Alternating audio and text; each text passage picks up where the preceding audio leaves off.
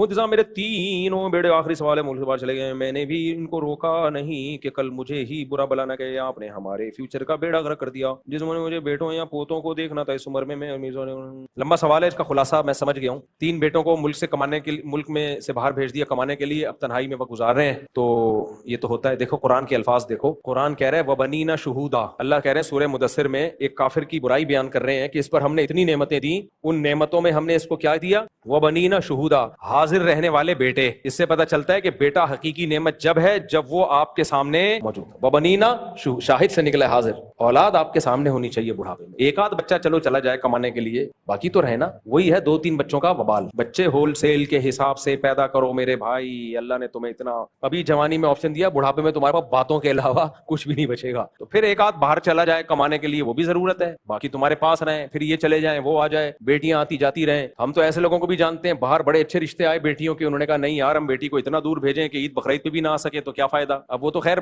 बड़े नुकसान से बचने के लिए छोटा नुकसान बर्दाश्त करना पड़ता है, लेकिन वो तो ये भी नहीं चाहते कि बेटियां हमसे बहुत दूर हो जाएं। तो औलाद की नेमत से बड़ी दुनिया में कोई नेमत नहीं है। तो इसलिए अपने सारे बच्चों को नहीं बाहर भेज दिया करो, और बच्चों को भी चाहिए कि यार अगर 1-2 चले गए हैं तो बाकी ना जाएं। बोले यार मैं कैसे छोड़ के जाऊं, मेरे माँ बाप अकेले हो जाएंगे। सियालकोट में हमारे एक जानने वाले ताजिर हैं, उनके लिए बाहर से बहुत अच्छी ऑफर आई थी। उनके एक भाई बाहर चले गए, इनके लिए भी ऑफर आई, मुल्क के हालात सही नहीं थे, इन्होंने कहा मैं भी बाहर जाता हूं। कहते हैं लेकिन मैंने मौलाना तारिक जमील साहब से मशवरा किया कि मैं बाहर चला जाऊं, मेरे माँ बाप अकेले हो जाएंगे, और माँ बाप मुझे इजाजत तो दे रहे हैं मेरी जरूरत को देखते हुए, लेकिन मुझे पता है यार उनकी बेचारों की क्या जिंदगी होगी। माँ की आंखें बाप की आंखें तो ठंडी औलाद को देख के होती हैं। कहते हैं मौलाना तारिक जमील साहब ने मुझे कहा कि देखो क्या वहां कोई और अल्लाह है खिलाने वाला, यहाँ कोई और अल्लाह है, दोनों जगह एक ही अल्लाह है भाई। कह रहे मैंने कहा ऐसी की तैसी है, अपने माँ बाप को नहीं छोड़ के जाऊंगा। कह रहे हैं और मैंने माशाल्लाह उनकी दौलत देखी है, इतनी बड़ी फैक्ट्री उनकी, इतनी अल्लाह ने बरकत दी। कह रहे हैं ये सब माँ बाप की खिदमत का नतीजा है, बाहर वाले से ज्यादा कमा रहे हैं, ऐश कर रहे हैं। मैं नहीं कह रहा बाहर मत जाएं, लेकिन माँ बाप को अकेला मत छोड़ के जाओ यार। तो फिर माँ बाप की भी गलती है ना, कंजूसी की क्यों तुमने औलाद पैदा करने में, ऐसी सोसाइटी की ऐसी की।